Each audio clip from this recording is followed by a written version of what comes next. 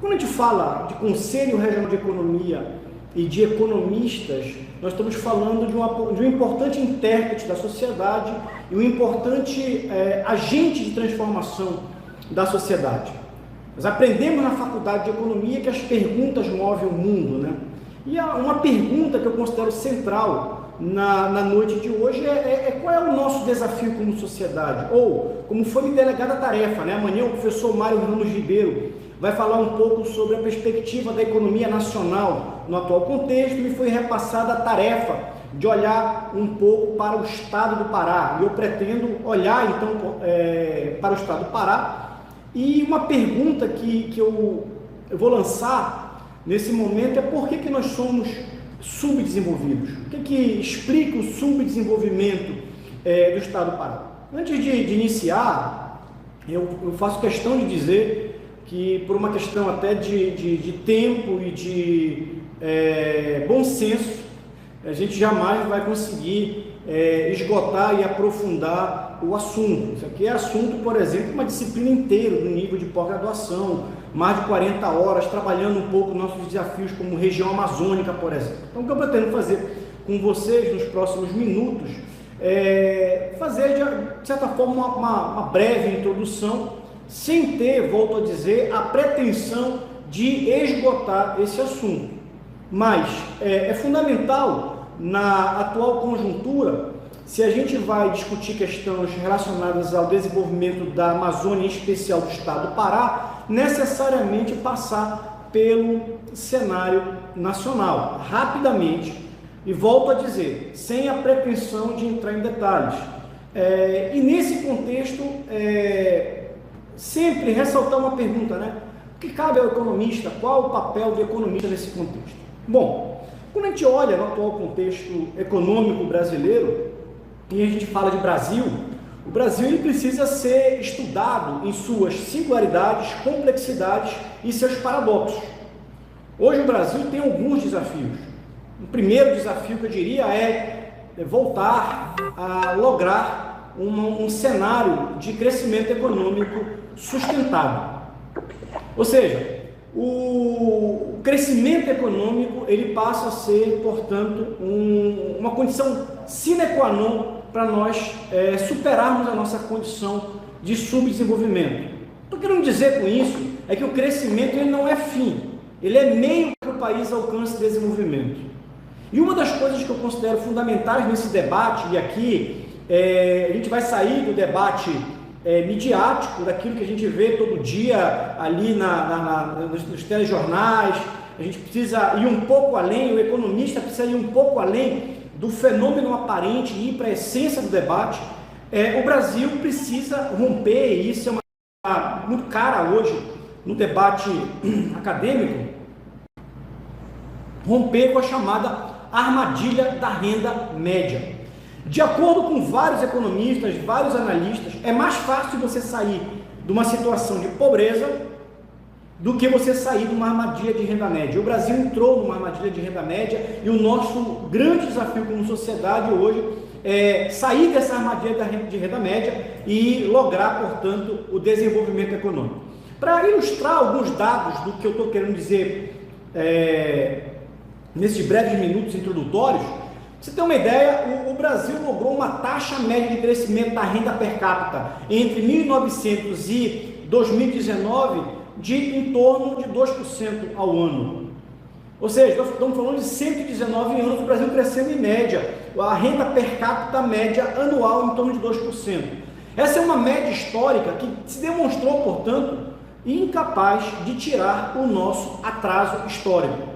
E esse retrato, quando a gente olha para o contexto mais recente, ele é ainda pior. Nas últimas décadas, aí quando eu falo de últimas décadas, eu estou falando da Nova República, portanto, a partir da década de 80, 90 e entrando no presente século, a nossa taxa média de crescimento da renda per capita anual foi em torno de 1%. Nesse cenário, portanto, de Nova República, o que nós podemos observar num contexto mais amplo aqui? Primeiro, estabilidade econômica, e ali eu cito os anos 80 e primeira metade dos anos 90, o Plano Real, ali em 1994, que conseguiu trazer a estabilidade macroeconômica, mas essa estabilidade macroeconômica advinda do Plano Real não conseguiu levar a economia brasileira a taxas de crescimento econômico sustentáveis. E nesse período, nesse processo, portanto, nós observamos ali alguns fenômenos, como, por exemplo, a desindustrialização, a reprimarização da pauta econômica, e nós tivemos 3 décadas perdidas em 40 anos. Uma pergunta que é muito cara hoje, no ano de 2022, é se essa década que se iniciou recentemente, ela vai ser mais uma década perdida, ou se nós vamos ter condições de criar as condições econômicas, um ambiente econômico que leve o Brasil a uma taxa de crescimento econômico superior à que nós tivemos nos últimos anos ou nas últimas décadas. Quando a gente olha, portanto, para esse cenário de décadas, a gente observa exatamente isso. Lembrando, de 1980 para cá, taxas médias de crescimento, diria, inferiores ao cenário antes da década de 1980. Em termos da renda per capita, o que nós observamos é exatamente uma queda da renda per capita a partir de 1980 e a partir exatamente do governo Sarney, um processo de queda da participação da indústria de transformação no PIB. Vocês terem uma ideia, quando Sarney assume a presidência da República em 1985, a indústria representava 21% do PIB brasileiro. Quando a Dilma fez a transição para o presidente Michel Temer, ali no impeachment, né? Quando o Michel Temer assume o governo impeachment da presidente Dilma, a indústria já representava menos de 10% do PIB brasileiro. Olhando o cenário mais recente, o que nós observamos é que o Brasil, enquanto, por exemplo, nas últimas décadas, o mundo crescia, e eu falo especialmente da última década, ou seja, o mundo vivia um ciclo de commodities, o Brasil acabou caminhando na contramão. Entre meados da década de 2014 e meados de 2016, o Brasil vivenciou uma grave crise econômica.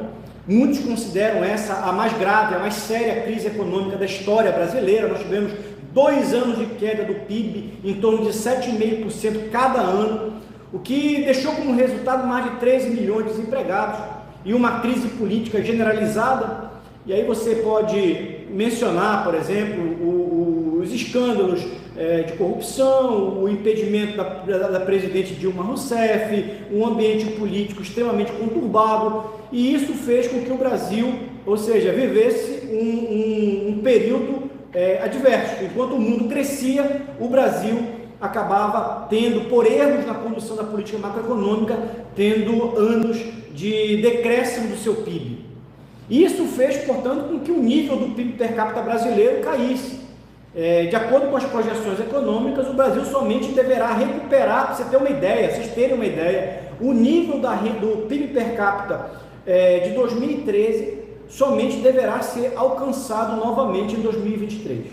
Então nós estamos falando aí de mais de 10 anos, onde a sociedade brasileira deixou de avançar, deixou de melhorar a qualidade de vida do cidadão brasileiro. Então, nesse contexto atual, nós temos algumas projeções para a economia brasileira. E quando eu digo que o Brasil é um paradoxo, esse paradoxo sempre precisa ser mais bem estudado. Enquanto o mundo inteiro hoje vive um problema sério de recessão econômica, um problema de inflação, o Brasil hoje, de acordo com projeções de organismos internacionais, segue na contramão. Ou seja, os dados para a economia brasileira apontam, no atual momento, uma queda da inflação e projeção de crescimento econômico do PIB para esse ano, algo em torno de 2%, os dados foram revisados recentemente para 2% e 2,5% em 2023.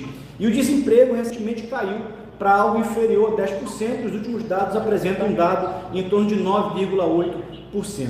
Ou seja, nesse cenário, muitos analistas vêm considerando que o Brasil vem, de alguma forma, se colocando de uma forma favorável nesse novo contexto, nesse novo momento pós-pandemia, uma vez que o Brasil acaba se tornando um espaço atrativo para a atração de investimentos e para a recepção de investimentos em algumas cadeias produtivas estratégicas. Ou seja, há todo um processo mundial de reorganização das cadeias produtivas e dos investimentos estratégicos. E o Brasil possui alguns setores estratégicos, tanto para a economia brasileira, quanto para a economia mundial, que estão atraindo esses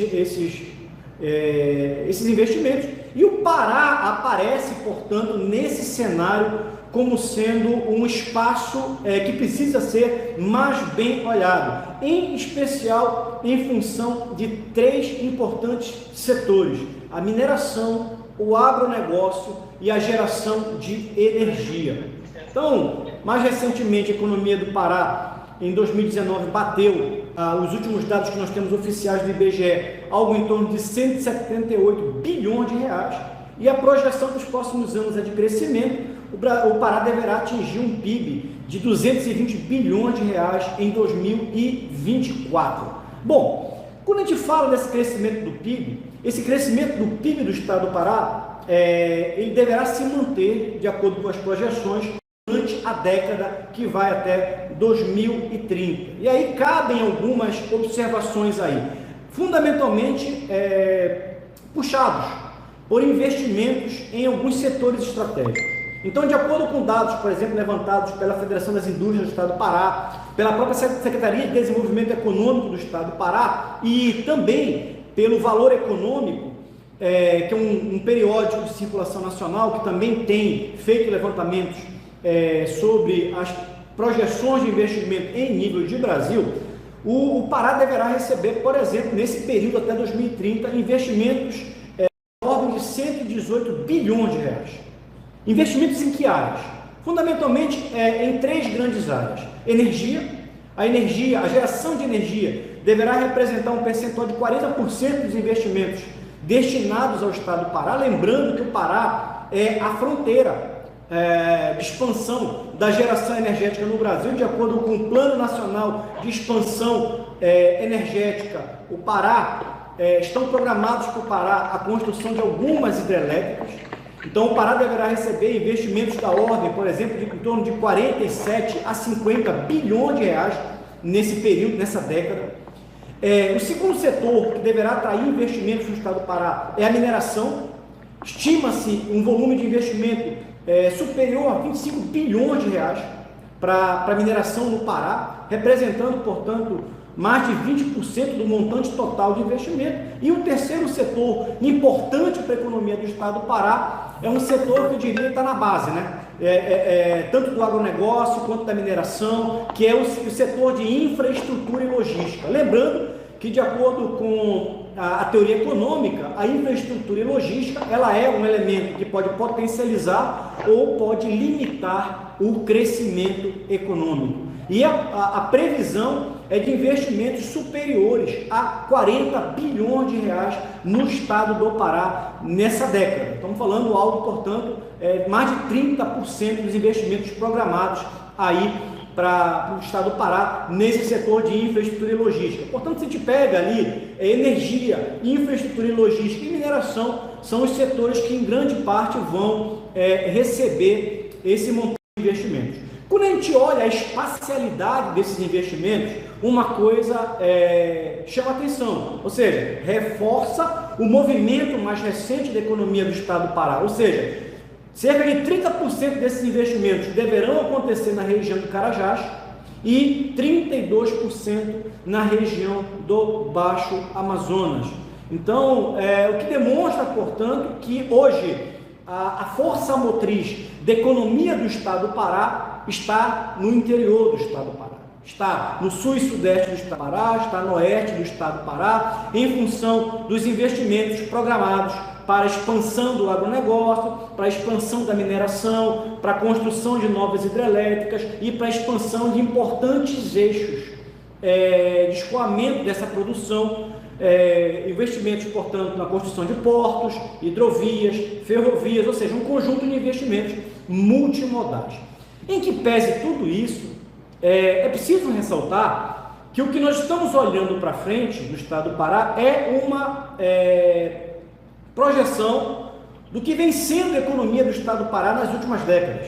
Uma economia primária, exportadora, com baixa agregação de valor, pouca internalização da riqueza e da renda, que acaba deixando como legado um paradoxo. A economia cresce de um lado, entretanto você tem pobreza, desigualdade e exclusão social como legado desse modelo econômico. Ó, você tem uma ideia do que eu estou falando, alguns dados chamam a atenção. Vamos pegar 2020 como dado. Quando a gente fala de rendimento médio de pessoas acima de 14 anos de idade, de acordo com a PNAD contínua, enquanto o cidadão brasileiro ganha, em média, R$ 2.500, o cidadão nortista ganha em torno de R$ 1.900 e o cidadão paraense, em média, ganha R$ 1.765. Ou seja, o rendimento do paraense de nascimento de opção, para as pessoas que migraram para o estado do Pará, representa 93% da média regional e 70% da média nacional. Alguns fatores ajudam a explicar isso, como, por exemplo, o nosso baixo nível educacional, a nossa elevada informalidade na economia ou a nossa estrutura econômica de uma economia primária exportadora.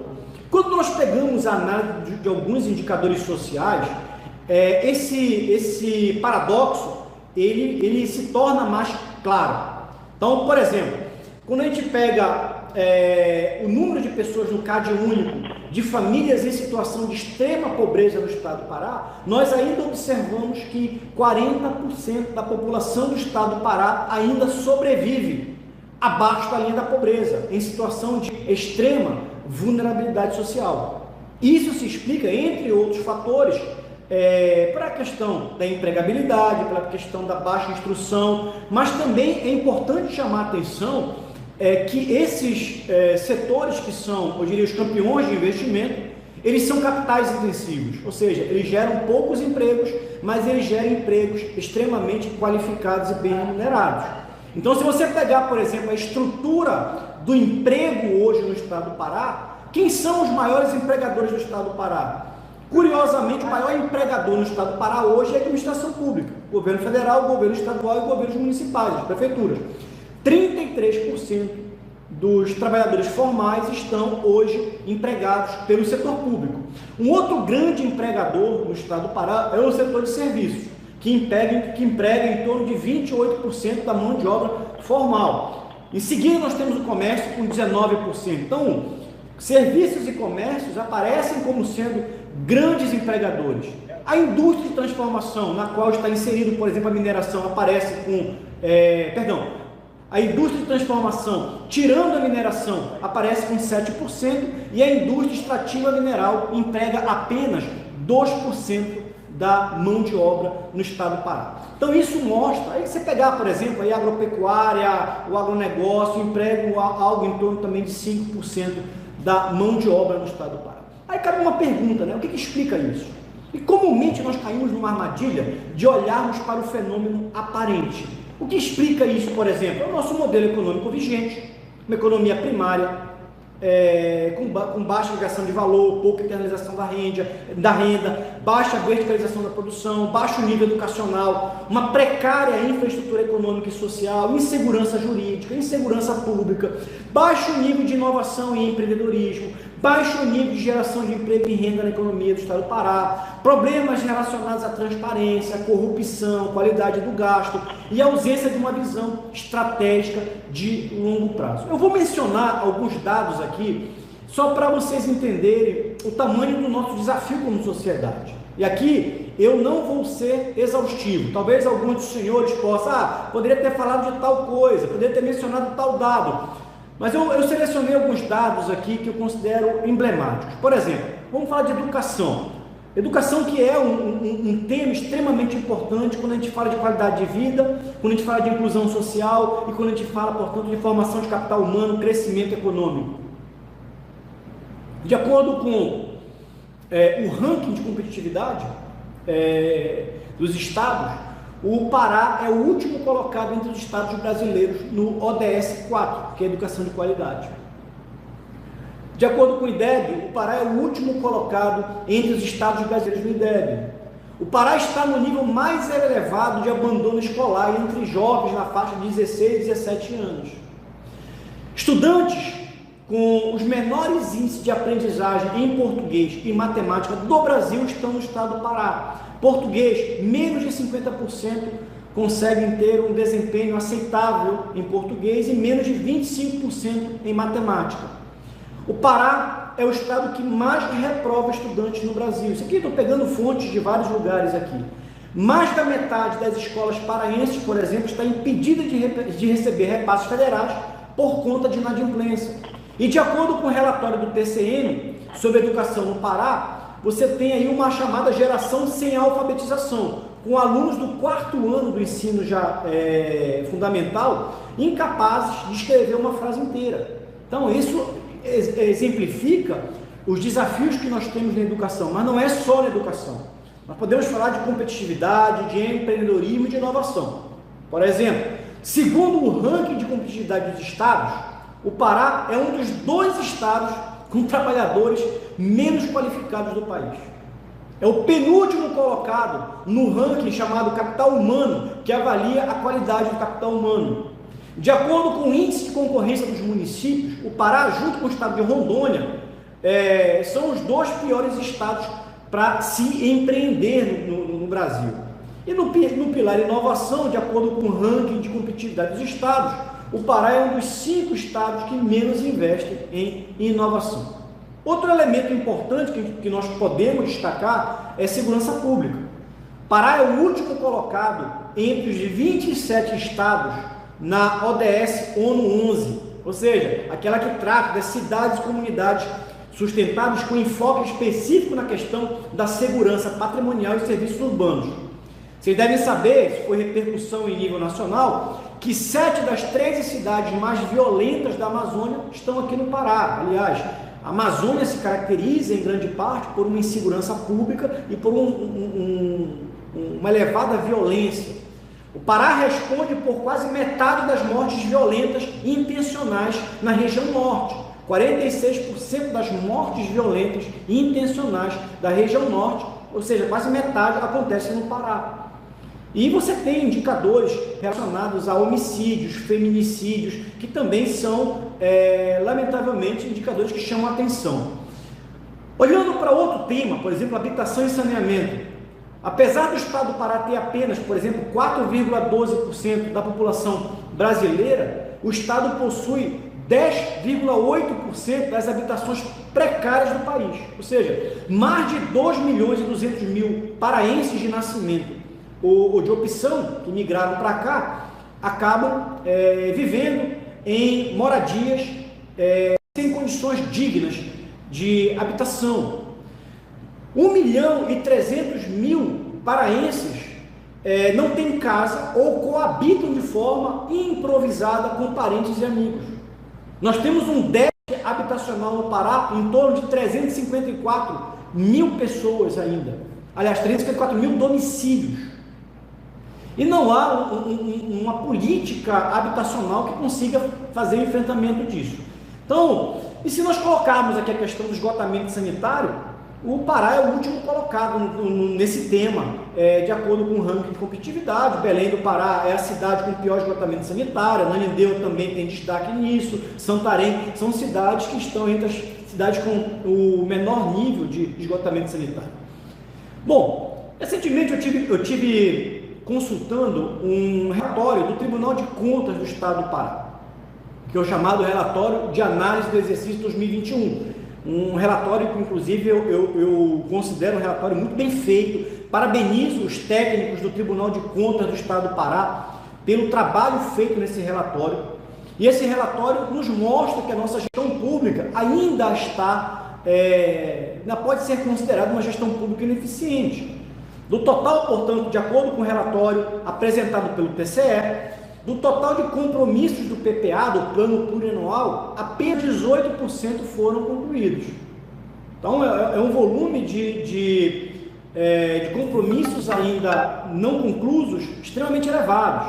Das 24 ações do Programa Educação Básica, apenas uma alcançou a meta estabelecida. E das 30 ações do Programa Saúde, apenas 2 atingiram o programado, ou seja, sendo que quase 90% dos recursos já foram consumidos.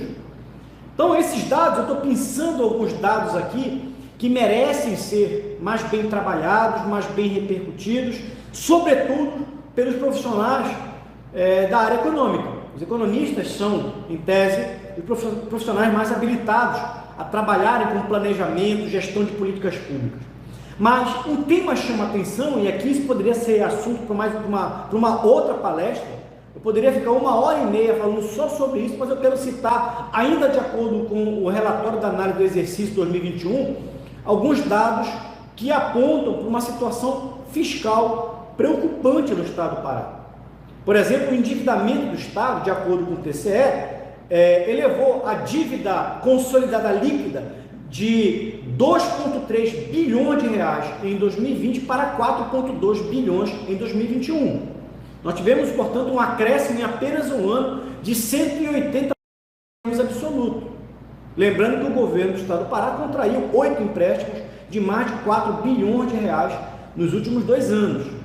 Quando a gente olha uma outra questão importante do estado do Pará, é a questão do déficit previdenciário. O TCE apresenta alguns dados preocupantes.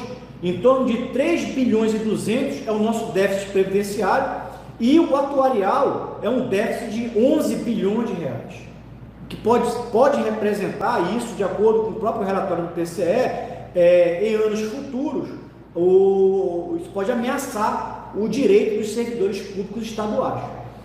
Outro dado que chama atenção no relatório, que o relatório enfatiza, é que o orçamento previsto da Seguridade Social, algo em torno de quase 4 bilhões de reais, 3,9 bilhões de reais, enquanto que a despesa alcança algo em torno de 9,4 bilhões, ou seja, cada vez mais, dentro do orçamento estadual, você precisa deslocar recursos que poderiam estar indo para saúde, segurança, educação e infraestrutura para cobrir o déficit da Seguridade Social.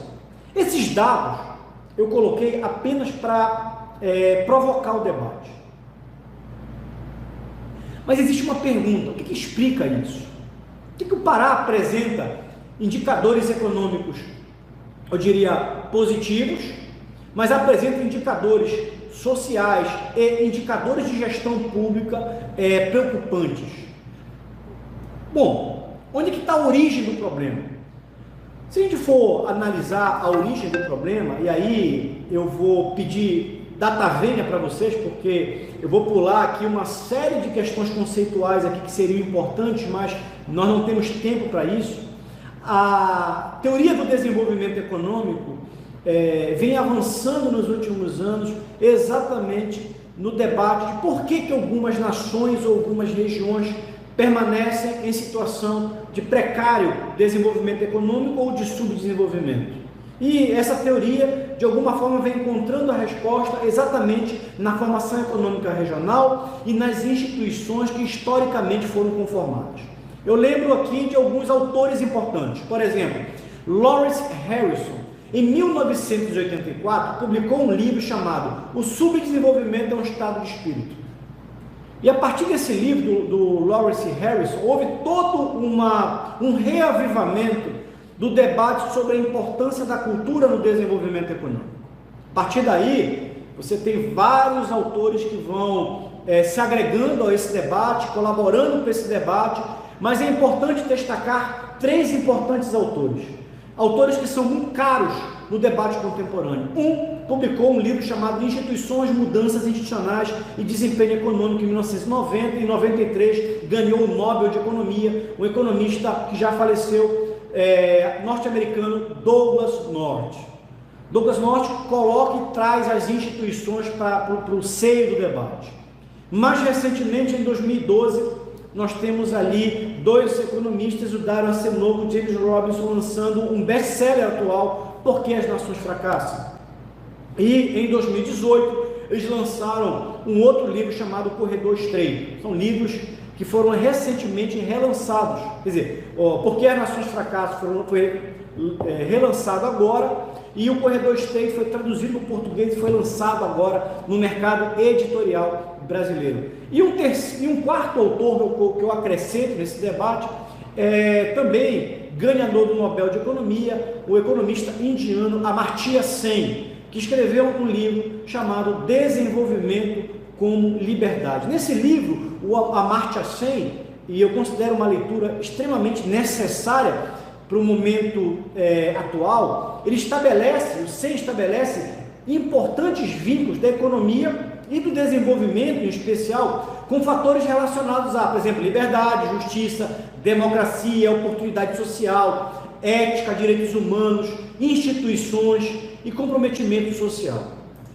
E ele vai lançar ali o conceito que desenvolvimento é sinônimo de liberdade. Liberdade, para ele, portanto, é alcançado a partir do que ele chama de liberdades instrumentais fundamentais. Quais são?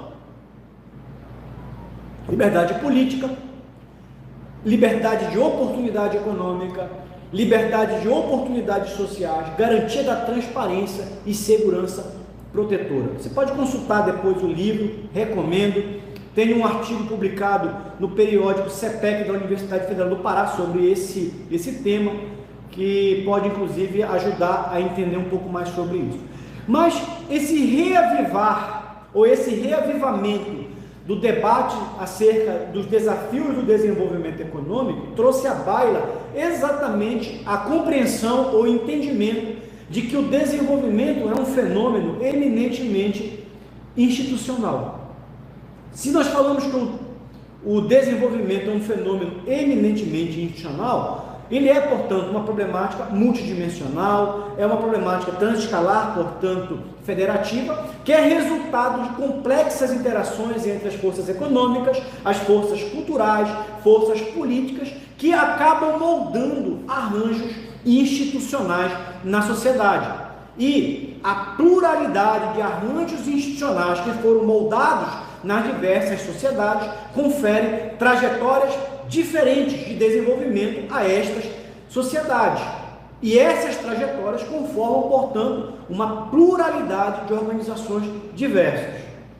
Nesse sentido, as instituições só podem ser compreendidas como sendo uma representação da consciência dos indivíduos. Ou seja, a instituição nada mais é que a expressão de um modelo mental compartilhado. Ou seja, é uma representação externa dos modelos cognitivos individuais. Essas instituições, portanto, e ao lado, as instituições acabam moldando uma estrutura produtiva, isso acaba gerando singularidades na trajetória de desenvolvimento da sociedade. Ou seja, eu quero enfatizar com isso, se nós queremos mudar a trajetória de desenvolvimento ou sair de uma armadilha de subdesenvolvimento, nós precisamos alterar a cosmovisão dos indivíduos, advindas de elementos subjetivos, e a partir daí isso pode se consolidar como um importante vetor de mudança institucional. Eu quero pedir licença para você para enfatizar isso. Existe, portanto, uma determinação causal do desenvolvimento, ou seja, o desempenho econômico de uma sociedade é a expressão última do quê? Das suas instituições. Essas condicionam a ação dos indivíduos e determinam aquilo que a literatura chama de dependência de trajetória. Existe, portanto, uma determinação causal do nível cognitivo, indivíduos e organizações, para o nível institucional, para o nível econômico. E aí cabem algumas perguntas importantes. Qual é a nossa visão como sociedade sobre temas relacionados à liberdade, trabalho, propriedade privada, Estado ou políticas sociais? Uma segunda pergunta, isso aqui seria tema para mais uma palestra, a gente abordar um pouco sobre isso, mas isso ajuda a entender como é que as instituições e as trajetórias de desenvolvimento são conformadas.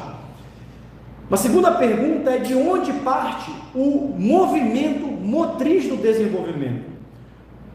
Ela parte da cosmovisão dos indivíduos, portanto é um elemento bottom-up, de baixo para cima, ou ela parte do Estado? O Estado é top-down.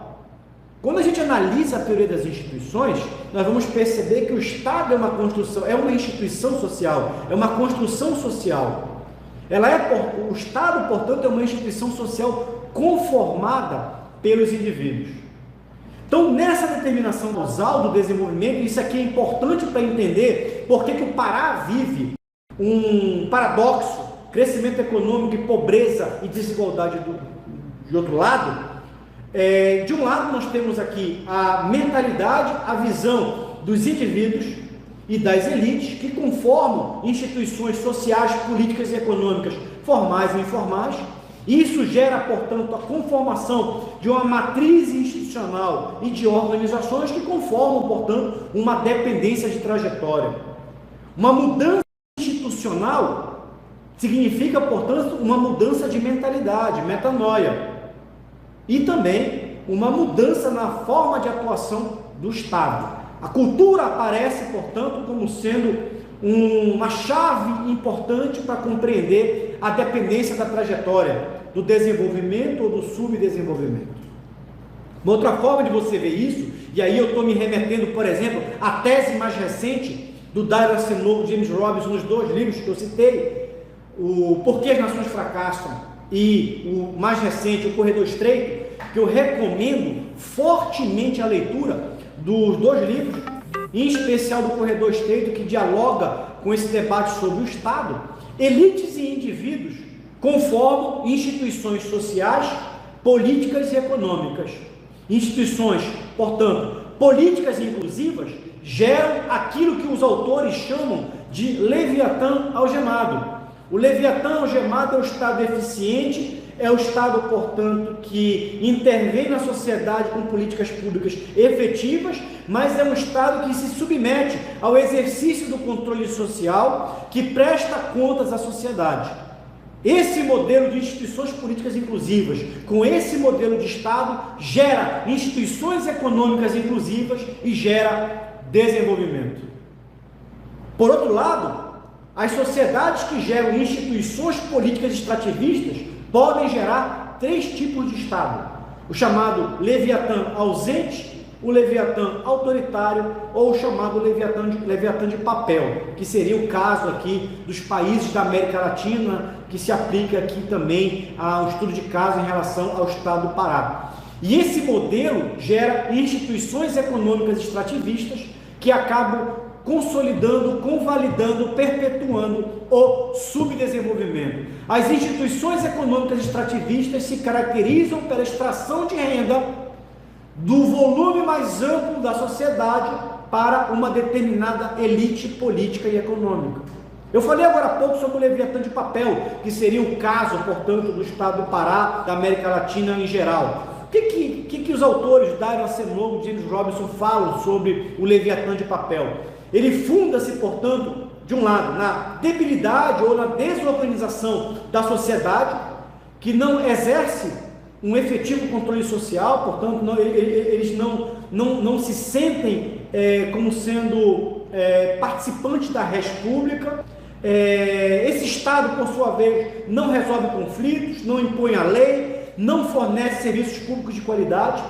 Nós estamos falando, portanto, de um Estado fraco, ineficiente, que não é pautado em princípios da meritocracia. E ele funda a sua ação fundamentalmente em elementos como personalismo ou no chamado patrimonialismo. Bom, aí nós chegamos exatamente a entender qual é a raiz do subdesenvolvimento.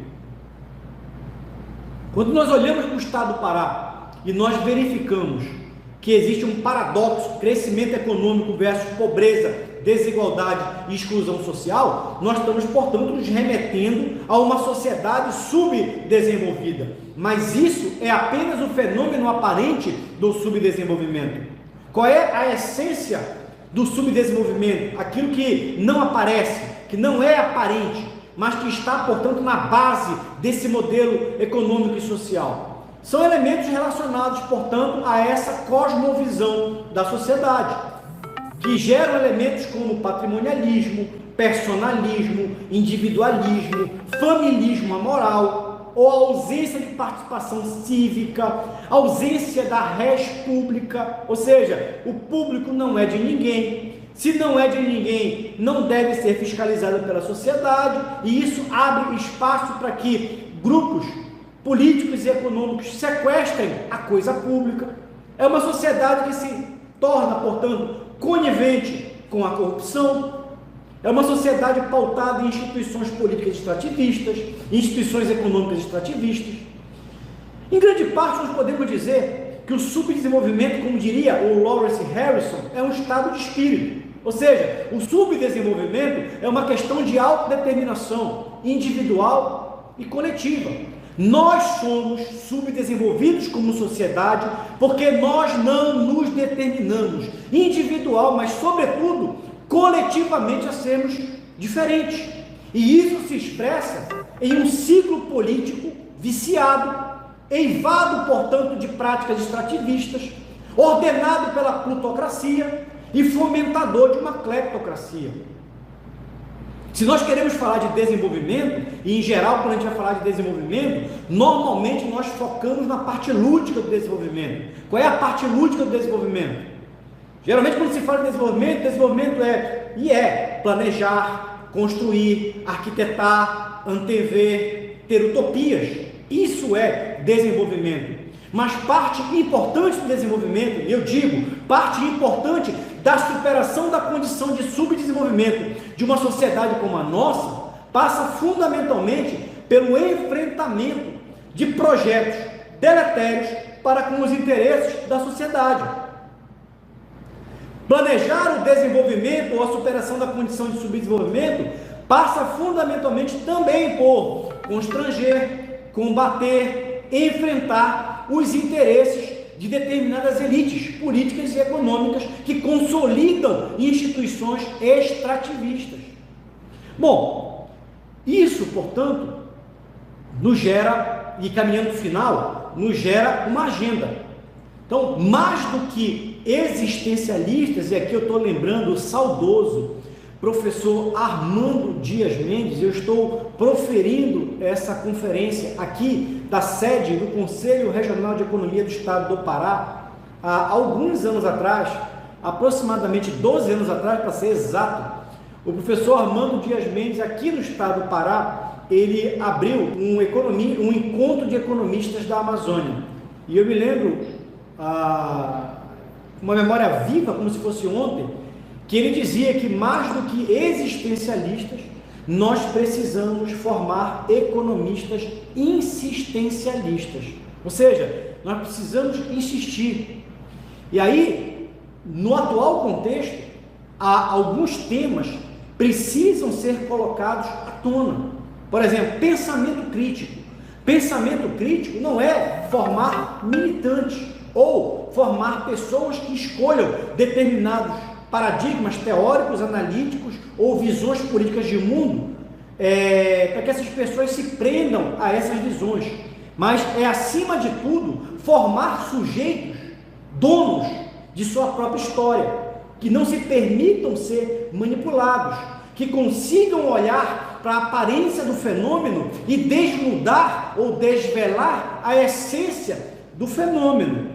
Uma das coisas que a gente aprende é que a economia é a ciência da retórica, mas para nós não sermos ludibriados, enganados, manipulados por retóricas, nós precisamos sim ter a capacidade de entender e compreender a diferença entre aparência e essência dos fenômenos.